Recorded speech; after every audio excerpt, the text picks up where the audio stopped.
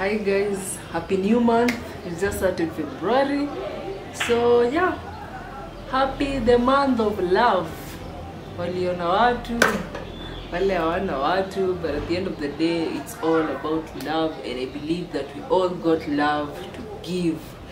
Let us remember what we said, that hii ni mwaka ya Made in Kenya. Ati form ni gani? Form ni VaaKenya.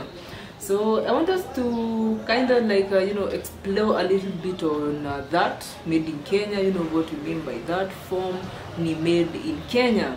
The benefits of buying Kenya. You know, we always say buy Kenya, build Kenya. And it's easy to say that, but it's really easy to believe in that phrase when you understand just how much contribution you're making by simply buying a Made in Kenya product. So I'm gonna give you a brief chronology, of events, of how they happened and everything. So we are gonna start with our founding fathers, once Kenya became a nation. So our first fathers, they actually had to travel far and wide for them to be able to afford a good education, simply good education. Because we had schools here, we had the schools that were built by the missionaries and everything, but you remember all our bright students used to be sent abroad to go and study, and those are the results of Akina Jomo Kenyatta, you have Akina Tomboya, and all the people that went to go, to England and States to study and everything. So they had to go and study there, so they could actually have a chance to come back and build the nation, because our nation was still very young.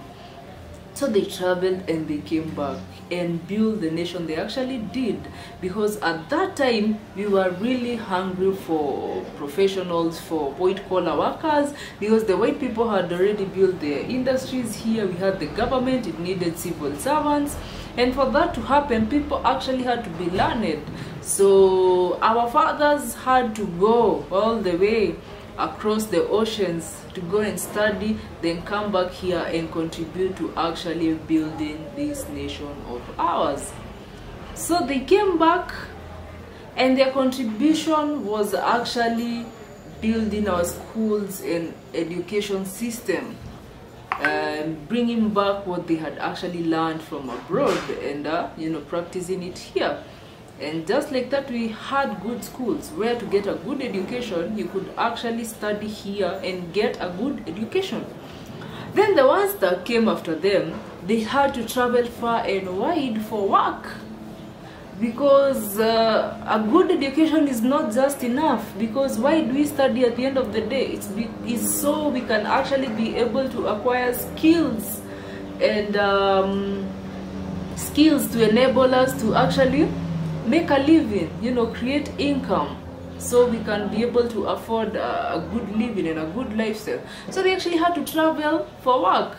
Most of us, people my age, I think most of our parents were in that subgroup.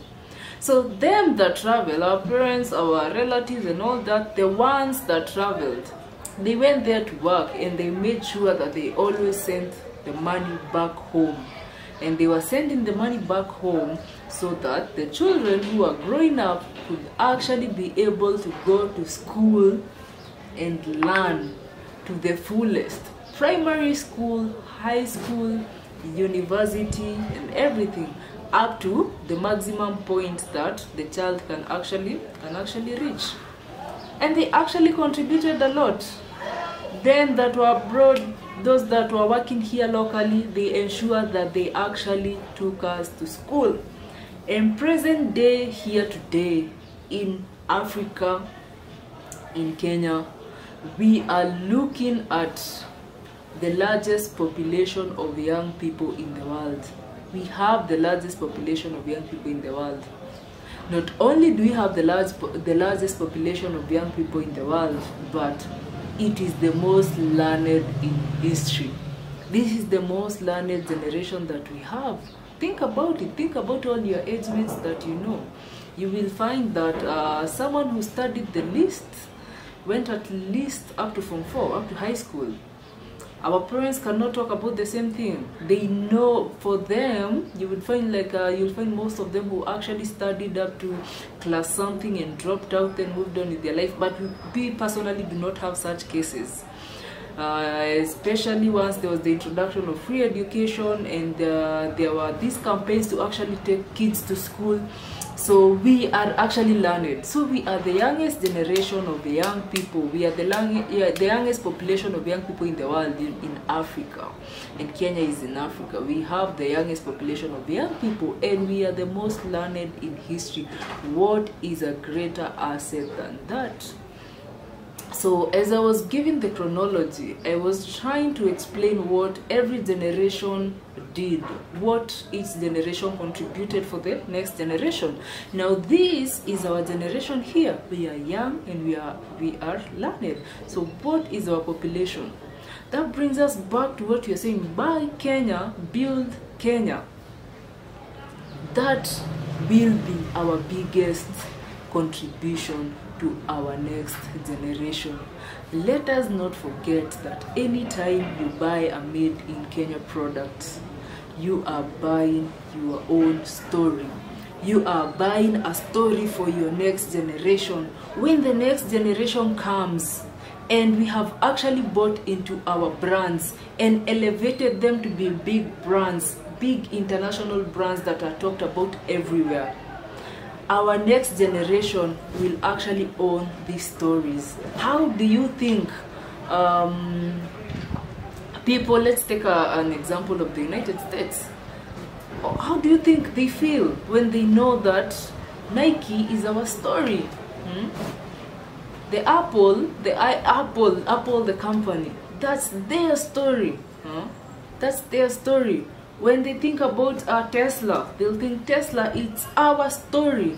When the Germans think about the Mercedes-Benz, they think this is our story. When they think about the Volkswagen, the most sold car in history and the biggest car manufacturing company in the world, they think this is our story because it is German, it is their story. So just simply buying a Kenyan product, you are giving not only yourself but the next generation a story to own, and nothing beats your own. You will be buying into your story, your pride. Anytime you buy Kenya, you build Kenya. And remember, anytime a Kenyan brand wins, the Kenyan wins, because the victory of a Kenyan brand is the victory of Kenyans, because it is a Kenyan brand.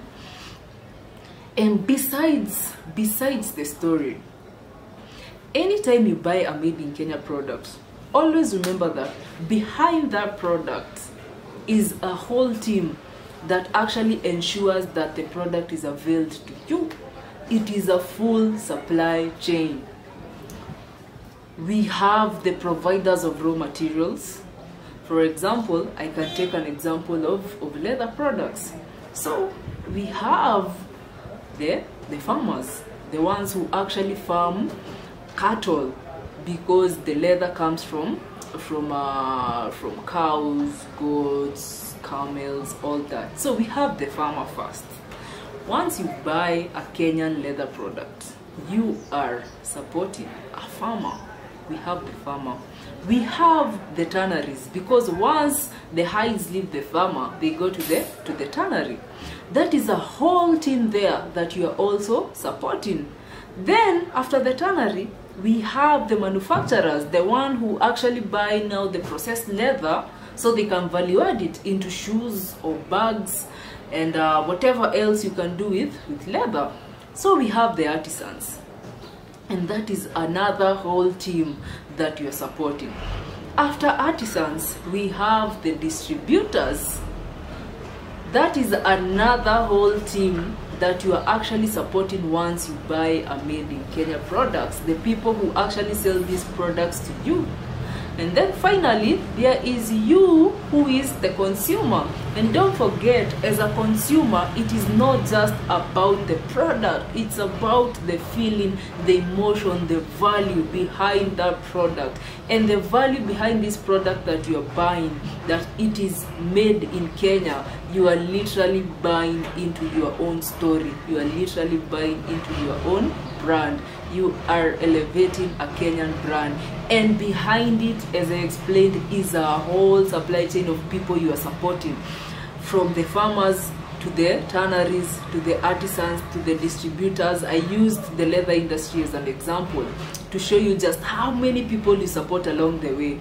And remember, all these people along that supply chain, these are all Kenyans, Kenyan families.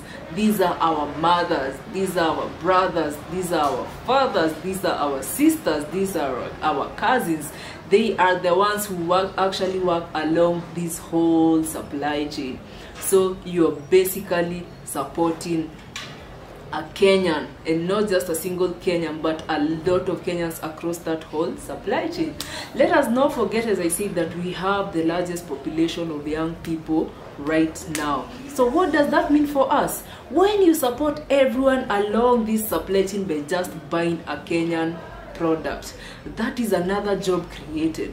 Because if every Kenyan decides to start consuming made in Kenya, and we just decide we are consuming made in Kenya, we are going to grow our brands, we are going to support our artisans, we are all in. First things first, with demand, definitely the quality is going to grow. Like, that is inevitable. Like, remember, I said that we have the largest population of young people in the country right now. So remember that when you buy a Kenyan product, it means you're supporting that whole value chain.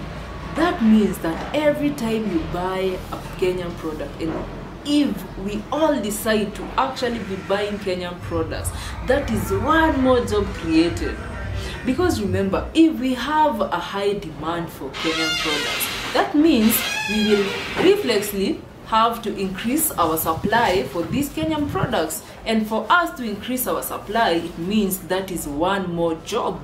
That is one more job opportunity for our young people. So it is really not just about the product. When you think made in Kenya, don't just think about the product. It's not really just about the shoes.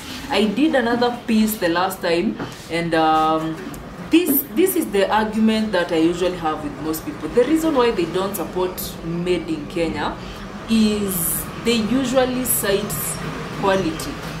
But quality is the last thing that we should cite. We should always remember that Rome was not built in a day.